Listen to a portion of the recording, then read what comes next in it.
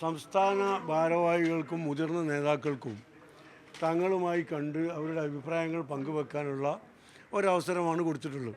എനിക്കറിയാവുന്ന പോലെ 1-2 ദിവസം കൊണ്ട് സ്ഥാനാർത്ഥികളെ പ്രഖ്യാപിക്കേണ്ടി വരും. കോൺഗ്രസിൻ്റെ സ്ഥാനാർത്ഥി ലിസ്റ്റ് കൂടി തയ്യാറാകുന്നതിനാണ് ഞങ്ങൾ വെയിറ്റ് ചെയ്യുന്നത്. ഞങ്ങളെ സംബന്ധിച്ചിടത്തോളം 10 മിനിറ്റ് മതി പ്രഖ്യാപിക്കാൻ. ഇന്ന് ഞങ്ങളെ ഉയർന്ന നേതാക്കൾ, സംസ്ഥാന ഭാരവാഹികൾ അവരുടെ അഭിപ്രായം നേരത്തെ തങ്ങൾ അറിയിച്ചിട്ടുണ്ട്. എന്നാൽ പോലും ഒരു അവസാനവട്ട ചർച്ചയ്ക്കാണ് തങ്ങൾ വിളിച്ചിട്ടുള്ളത്. ഒരു മീറ്റിംഗ് രൂപത്തിലല്ല. ഓരോരുത്തരും തങ്ങളെ പ്രത്യേകം കണ്ട് അഭിപ്രായം അറിയിക്കുകയാണ്. കാരണം പാർട്ടി വയനാട് ചേർന്ന, കൽപ്പറ്റയിൽ വെച്ച് ചേർന്ന പാർട്ടിയുടെ സംസ്ഥാന പ്രവർത്തക സമിതി യോഗം ബഹുമാനപ്പെട്ട തങ്ങളെ സ്ഥാനാർത്ഥി പ്രഖ്യാപനത്തിന് ചുമതലപ്പെടുത്തിയിട്ടുണ്ട്. ആ ചുമതല നിർവഹിക്കുന്നതിൻ്റെ ഭാഗമായി മുതിർന്ന നേതാക്കളുടെ, പാർട്ടി ഭാരവാഹികളുടെയൊക്കെ അഭിപ്രായം തേടുക എന്ന പ്രക്രിയയാണ് നടന്നുകൊണ്ടിരിക്കുന്നത്. ഇന്ന് ഈ അഭിപ്രായങ്ങൾ തേടും. അത് ക്രോഡീകരിച്ച് ബഹുമാനപ്പെട്ട തങ്ങൾ ആവശ്യമുള്ള നേതാക്കളുമായി ചർച്ച ചെയ്ത് സ്ഥാനാർത്ഥികളെ പ്രഖ്യാപിക്കും. നാളേക്കാണ് ഞങ്ങൾ ശ്രമിച്ചുകൊണ്ടിരിക്കുന്നത്. അല്ല, ഫേസ് ടു ഫേസ് ആണ്.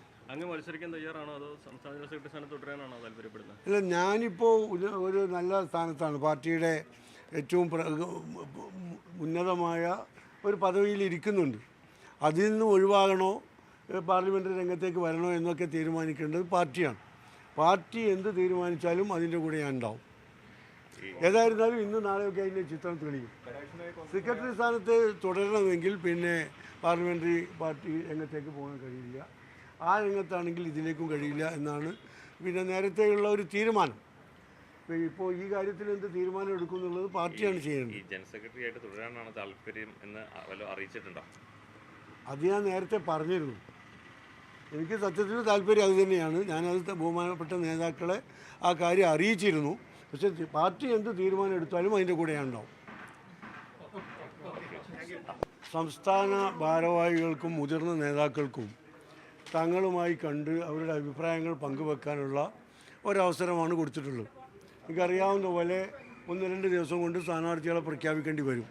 കോൺഗ്രസിൻ്റെ സ്ഥാനാർത്ഥി ലിസ്റ്റ് കൂടി തയ്യാറാകുന്നതിനാണ് ഞങ്ങൾ വെയിറ്റ് ചെയ്യുന്നത്. ഞങ്ങളെ സംബന്ധിച്ചിടത്തോളം 10 മിനിറ്റ് മതി പ്രഖ്യാപിക്കാൻ.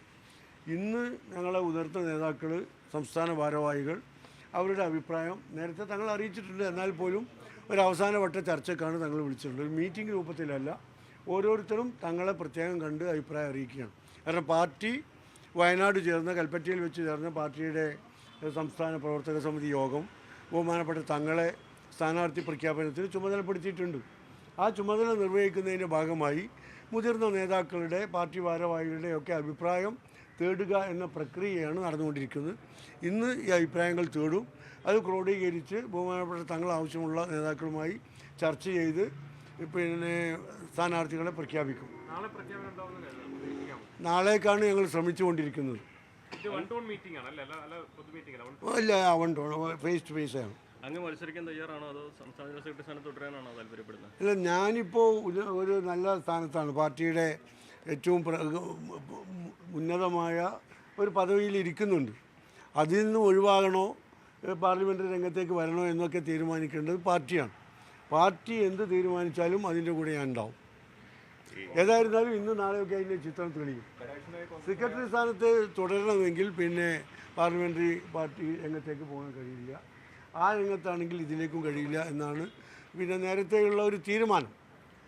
ഇപ്പോൾ ഈ കാര്യത്തിൽ എന്ത് തീരുമാനം എടുക്കും എന്നുള്ളത് പാർട്ടിയാണ് ചെയ്യേണ്ടത്. ജനറൽ സെക്രട്ടറി ആയിട്ട് തുടരാനാണ് താല്പര്യം എന്ന് അറിയിച്ചിട്ടുണ്ടോ? അത് ഞാൻ നേരത്തെ പറഞ്ഞിരുന്നു. എനിക്ക് സത്യത്തിൽ താല്പര്യം അത് തന്നെയാണ്. ഞാനത് ബഹുമാനപ്പെട്ട നേതാക്കളെ ആ കാര്യം അറിയിച്ചിരുന്നു.